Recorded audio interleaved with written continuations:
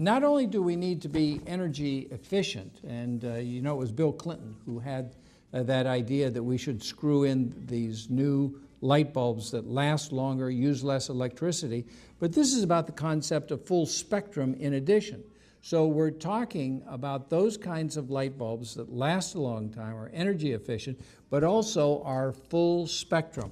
I know someone who sells these locally, but you may wish to look that up on your own. Single way, healthier, home full spectrum light bulb. I don't know what the name of that is. Single way might be the name of it. But think about getting the full spectrum lights throughout your house. I have them, or at least in the main areas where you live. They actually will help your mood, and I have found that to be the case. I have full spectrum lighting throughout my home. This is an article from the New York Times on September 8th, 2007. A drug maker's view of what ails healthcare. Now, Novartis.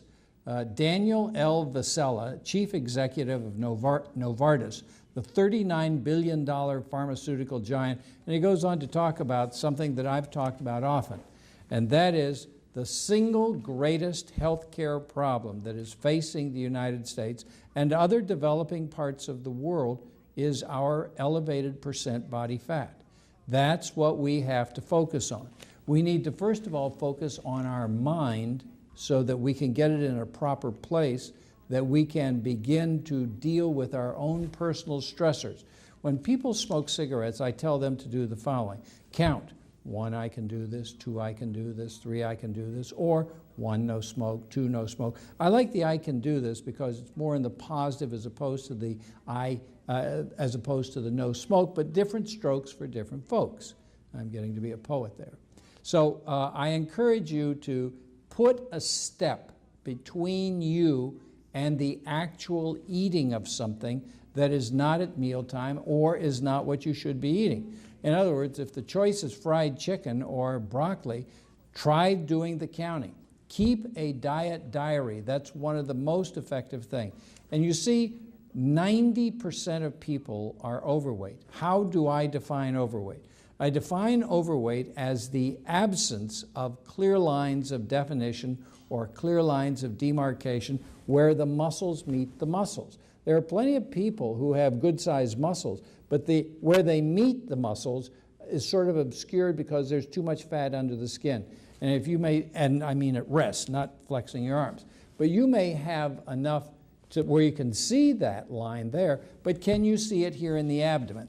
And mea culpa, and I'm not so perfect, and let he who is without sin cast the first stone. I need to do a little bit of work myself. It is not easy for me.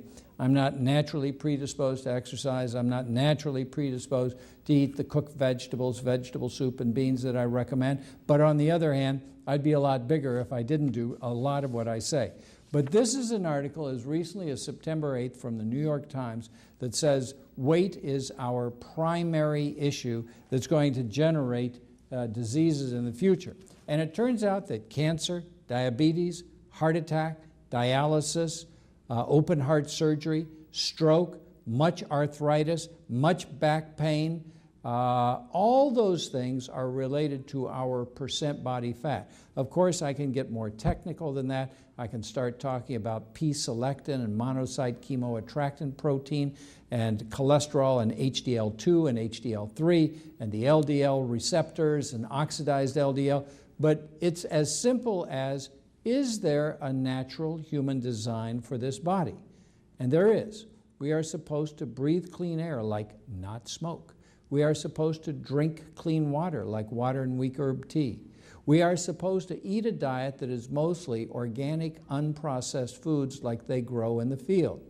Even brown rice pasta and stone-ground, organically grown whole grain sourdough breads are not as ideal for you as the brown rice as it grows in the field, as the broccoli and cauliflower as it grows in the field, as the lentils and red beans as they grow in the field, the blueberries and raspberries.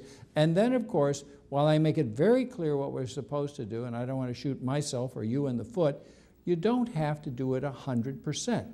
But the closer you get to that, the better off you will be, the lower your percent body fat will be, the better bowel function will be, the more your risk will go down for many, many different diseases, fewer medications, fewer doctor visits, and so it all sort of makes sense in the sense of, what is the name of this TV show?